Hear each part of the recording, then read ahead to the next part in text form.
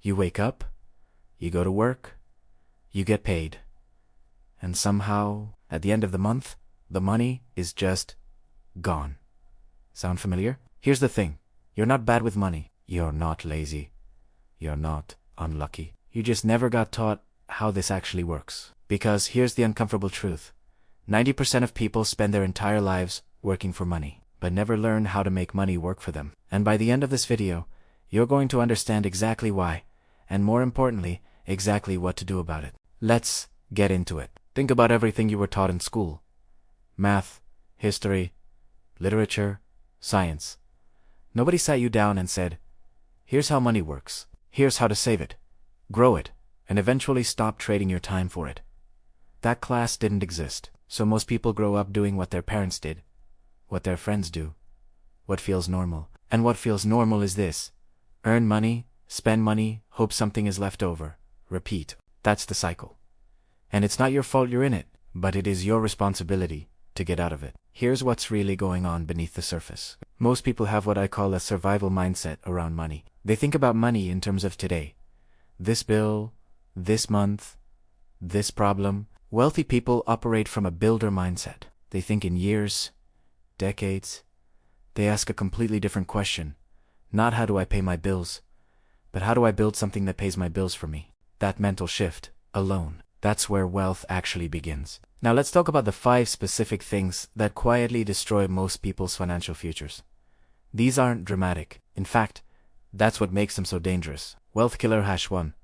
Lifestyle inflation. You get a raise. Great. So you upgrade your apartment, get a nicer car, eat out more often. Your income went up, but so did your expenses. You're making more money than ever, but somehow still living paycheck to paycheck. This is called lifestyle inflation. And it's the reason millions of people earning 6 figures are still broke. The fix: every time your income goes up, let your savings go up first. Enjoy the raise, but pay your future self before you upgrade your present life. Wealth killer #2. No financial goals. Ask most people what their financial goal is, and they'll say something like, I just want to have enough. Enough is not a number. Enough is not a plan. Wealthy people have specific, written goals. Not, I want to save more, but I want $10,000 in an emergency fund by December, or I want to invest $300 every month for the next 5 years. Specific goals change your behavior. Vague wishes don't. Wealth killer #3. Debt that doesn't build anything there. It's the difference between debt that costs you and debt that builds something. A mortgage on a home that's building equity. A student loan that increased your earning power, that has a case. But credit card debt, at 20% interest to buy things you don't need anymore. That is wealth's worst enemy. Every dollar in high interest debt is a dollar that's silently working against you, every single day. Wealth killer #4. Not investing early. This one physically hurts to talk about, because of how simple the math is. If you invest $200 a month starting at age 25, by age 65, assuming an average return, you could be sitting on over $500,000. Wait until you're 35 to start. That number drops dramatically. Time in the market is the most powerful financial tool you have, and most people waste a decade of it waiting until they have more money to invest. Wealth killer #1. Waiting for the right time. I'll start saving when I get the promotion. I'll invest when things calm down. I'll figure it out once I pay off this one thing. The right time is not coming. The right time is a myth people tell themselves so they don't have to start today. Every day you wait is a day of compound growth you can never get back. Now, here's where it gets practical. What do people who actually build wealth do differently? It's not what most people expect. They're not geniuses. They don't all have high incomes. They don't take wild risks on stocks. They follow a simple system, and they follow it consistently. Step 1. They pay themselves first before rent, before groceries, before Netflix. The first bill they pay every month is to their own savings and investments. This is called paying yourself first, and it completely changes how money flows in your life. You stop saving what's left over, because there's never anything left over. Instead, you build wealth automatically, before you have a chance to spend it. Step 2. They keep expenses well below their income there. As a word for the gap between what you earn and what you spend. It's called a surplus. Wealthy people obsess over growing that surplus. Not by living miserably, but by being intentional. They know where every dollar is going, and they regularly ask, is this expense actually making my life better, or am I just used to paying for it? Step 3.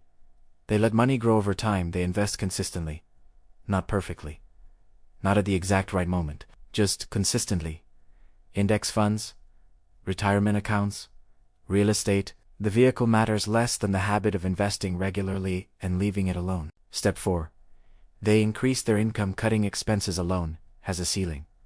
You can only cut so much. But income is theoretically unlimited. Wealthy people constantly ask, how can I make more? New skills, side income, career growth, a small business. They treat income like something they can actively grow, not just something that happens to them. Okay, let's bring this home with something real and actionable. You don't need to overhaul your entire financial life this weekend. You just need to start. And here are 3 things you can do this week that will genuinely move the needle. Action number 1. Write down where your money goes for the next 7 days. Track every single thing you spend money on. Every coffee, every subscription, every impulse buy. No judgment, just awareness. Most people who do this for the first time are genuinely shocked. The goal isn't to make you feel guilty, it's to make you conscious. Because you cannot change what you don't see. Action number 2. Set one specific savings goal, not save more. Pick a number, pick a date. I will save $500 by the end of next month. I will have $2,000 by June. Write it down. Stick it somewhere visible. Make it real. Action number 3. Open an investment account. Even with $50, you don't need a lot of money to start investing. You need to start. Open a basic investment account. There are apps that let you begin with almost nothing. Put in whatever you can. $50, $20. The amount doesn't matter as much as the habit you're building. Wealthy people are not people who invested huge amounts perfectly. They're people who started early and kept going. Here's what I want you to take away from this. Wealth is not luck. It is not reserved for people who were born into money or who got some incredible break. Wealth is a system, and systems can be learned. The people who build financial freedom aren't extraordinary. They just made a decision at some point to stop letting money happen to them and start directing it on purpose. That decision is available to you right now. Today, you already took the first step by watching this. Now take the next one. If this video helped you see money differently, hit that like button. It genuinely helps this channel grow and reach more people who need to hear this. Subscribe so you don't miss the next one. We're going to go deep on how compound interest works, why budgets fail, and how to actually build a financial plan from zero. And drop a comment below. What's the one thing holding you back from building wealth right now? I read every single one. See you in the next video.